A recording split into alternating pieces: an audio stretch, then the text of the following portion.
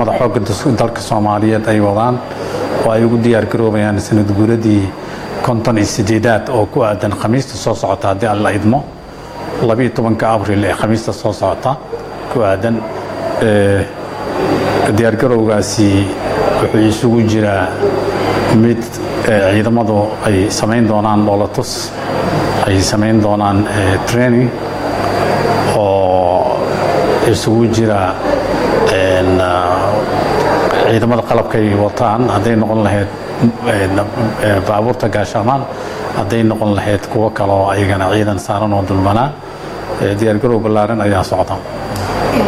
متى أكثر مساعدة كشركة مساعدة هم حفر بدنا يسمينها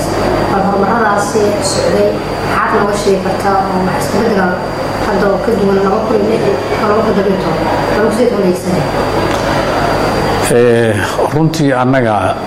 waxaan xoogga saarnay dib u dhiska ciidanka xoogga dalka Soomaaliyeed waana wadnay ciidamo badan tababaray ka soo baxeen oo waxaan bilownay inaan registration u sameeyno oo biometric ah oo ciidanka la diiwaan geliyo isla markaasna waxaan diyaarinay numberka ciidamada qaarkood number ma lahayn inaan sameeyno tirakoob rasmi ah ciidamada ay mushaar ku qaadan karaan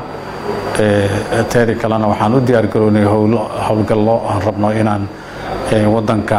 looga safeeyo qolada argagixisada shabaab diyaar garowgaasna waa wadnay marka xamil mushaarka ciidanka saddex qabina lagu sameeyay qalab betraysa lagu bilaabo caqabad waxa jirta dawladaha dawladaha saaxiibka Soomaaliya ee mushaarka dawladda ay siiyaan caqabadaas sameeyay muuqataa bas jirta kala duwanaanshaha mushaarka horta mushaaraadka ciidanka waa waajib saaran dawladda Soomaaliyeed in askariga xuquuqdiisa ay bixiso askariga waajib uu leeyahay waajibkiisa inuu guto كمواطن كعسكري annagana waxaana saaran xuquuqda askarigaas uu leeyahay in la bixiyo mushaaraadka guud ahaan waxa ka wakiila dawladda Soomaaliyeed inay bixiso hadda telekoobkii aan sameeynay teedi kale nambaro waxaan rabnaa inaan ku aadino 12 Abriil oo ku aadan khamiista inaan ku aadino ciidamada la tababaray sida ciidanka hadda ay tababareen xeradan general golden lagu tababaray imaaraadka ay tababareen ciidan imaaraadka ay tababareen laakiin waxay ka tirsan yihiin xoogga dalka Soomaaliyeed ciidankaas nambarkiisa la siin doona mushaaraadkoodana de waxa ka mas'uula dawladda Soomaaliyeed inay bixiso hadii la idmo insha Allah macnaheedu waxay tahay in ciidamada ay qoray mushaaraadka u soo jirtay dawladda imaaraadka inay dawladdu la soo wareegayso oo mushaarka bixinayso nambarka ciidanka lagu beesgareyn doono dawladda Soomaaliyeed guud ahaan xil ayaa ka saaran ciidamada meel walba ay joogaan dugsigaasi waa dugsi tababara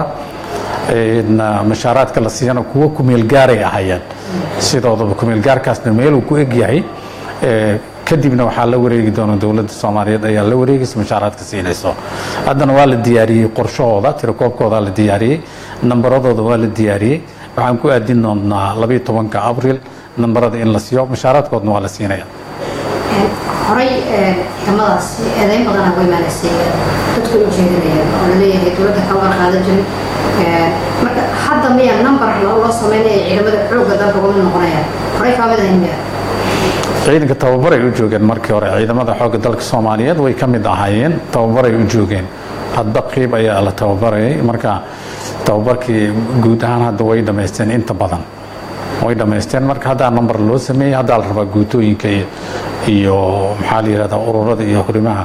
xoogga dalka Soomaaliyeed in loo kala qaybiyo hadii la idmo insha Allah marka dawladda maanta qaada shanay mushaaraadka isticmaalka u soo jirto Soomaaliya guuleys diyaar ma taas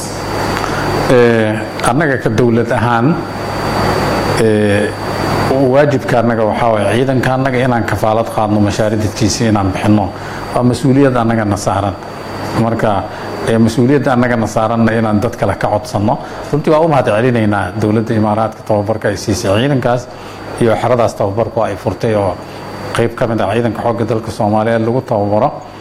taas waa uga mahad celinaynaa laakiin wixii ku saabsan xuquuqda ciidankaas ay leeyihiin annagayna saarantay